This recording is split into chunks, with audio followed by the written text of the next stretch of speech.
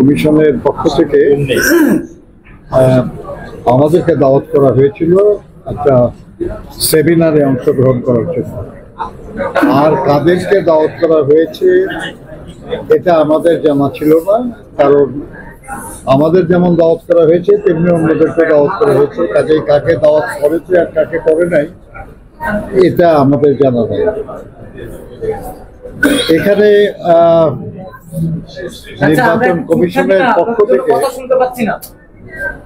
নির্বাচন কমিশনের পক্ষ থেকে প্রবাসীদের বাংলাদেশের জাতীয় সংসদ নির্বাচনে অংশগ্রহণ করার বিষয়ে যে প্রক্রিয়া অনুসরণ করা সম্ভব সে সম্পর্কে 3টি ধারণাপত্র তারা উপস্থাপন করেছেন।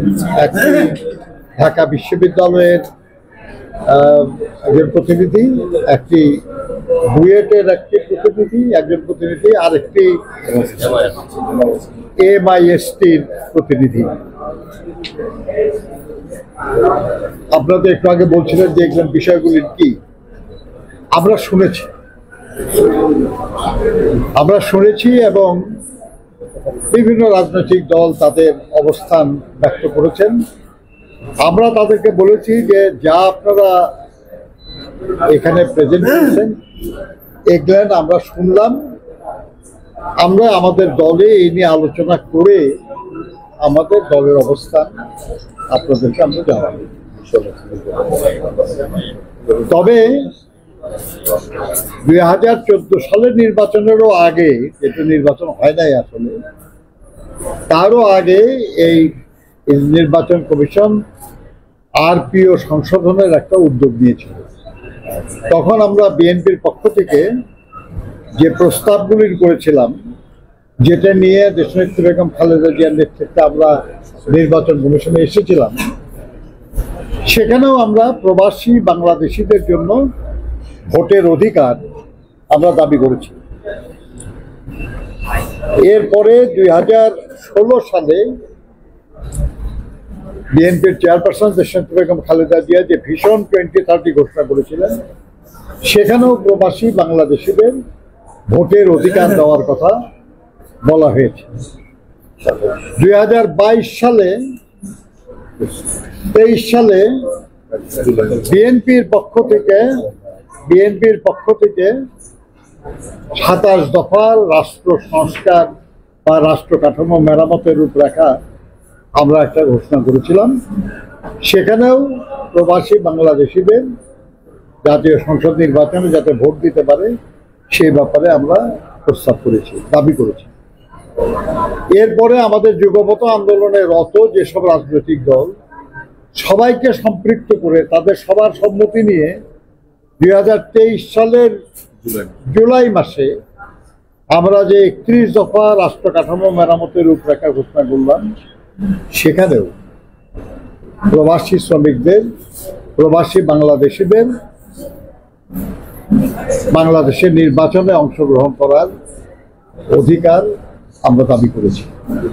কাজেই আজকে যে উদ্যোগ নির্বাচন কমিশনের পক্ষ থেকে নেওয়ার কথা বলা হয়েছে, এই উদ্যোগের প্রতি আমাদের শুধু সমর্থন না, এটা আমাদেরই দাবি। এবার প্রধান উপদেষ্টা বলেছেন নির্বাচন কমিশন এই ব্যাপারে উদ্যোগ নিয়েছে, আমরা ধন্যবাদ জানাই তাদের, কিন্তু এটা আমাদের সমর্থনের প্রশ্ন না, শুধু এটা আমাদের দাবি বাস্তবায়ন হচ্ছে বলে আমরা খুশি। এখন কি প্রক্রিয়ায় এই ভোট গ্রহণটা সবচেয়ে উত্তম হবে, সবচেয়ে কার্যকর হবে, সবচেয়ে বেশি প্রবাসী নির্বিঘ্ন অংশ দিতে পারবে এবং তাদের ভোটটা যথাযথভাবে যেমন তারা চান তেমন প্রার্থী পাবেন, এটা নিশ্চিত করার জন্য কিছু পদ্ধতি, কিছু প্রক্রিয়ার বিষয় নিয়ে আলোচনা হয়েছে। আমি আবার বলছি যে এই ব্যাপারে বেশ কিছু ভালো প্রস্তাব এসছে। তার মধ্যে যেই প্রস্তাবটা সবচেয়ে কার্যকর হবে, সবচেয়ে গ্রহণযোগ্য হবে, সবচেয়ে আধুনিক হবে, বাস্তবায়নযোগ্য হবে এবং সবচেয়ে সাশ্রয়ী হবে, কারণ আমরা খুব অর্থবান জাতি না, আমাদের মানুষের কল্যাণের জন্য অনেক কিছু করা আমাদের বাকি। সেটাও আমাদের বিবেচনা করতে হবে যে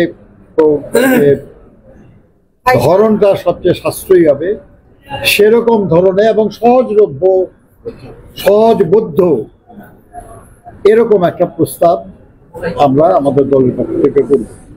সার্বিক প্রেক্ষাপটে আপনাদের কাছে গ্রহণযোগ্য পদ্ধতি কোনটা মনে হচ্ছে?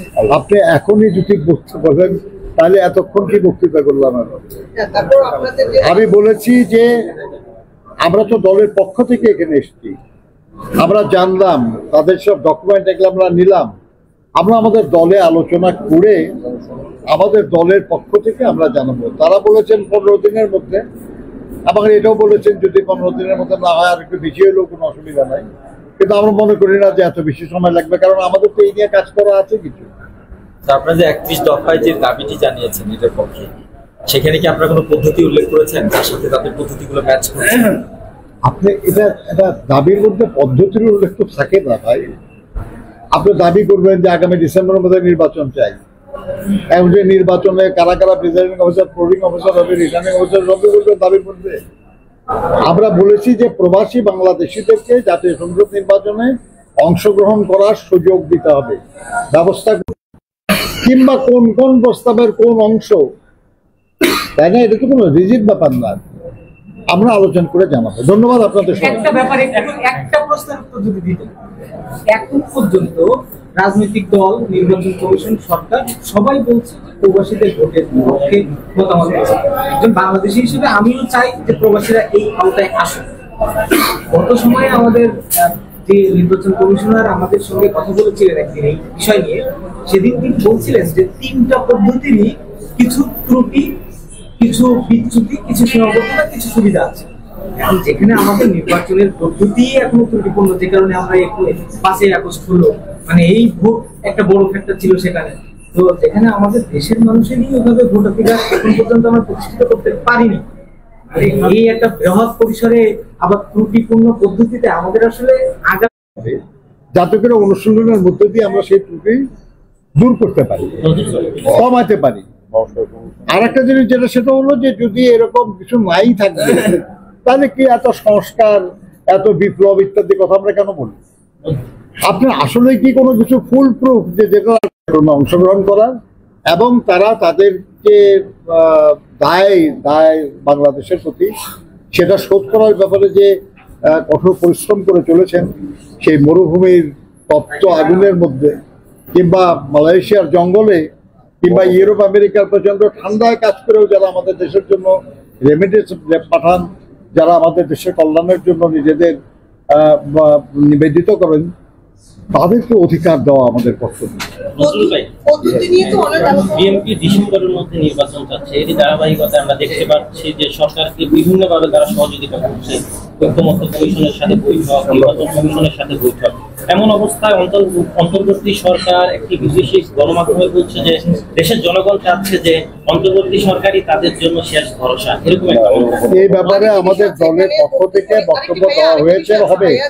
আজকে আপনাদের সঙ্গে যে আলোচনা, এই আলোচনা যে বিষয়ে আজকে মিটিং হয়েছে এই নিয়ে, এর বাইরে অন্য বিষয়ে আলোচনা করে আমি ডাইলিউট করতে চাই না। ধন্যবাদ আপনাদের।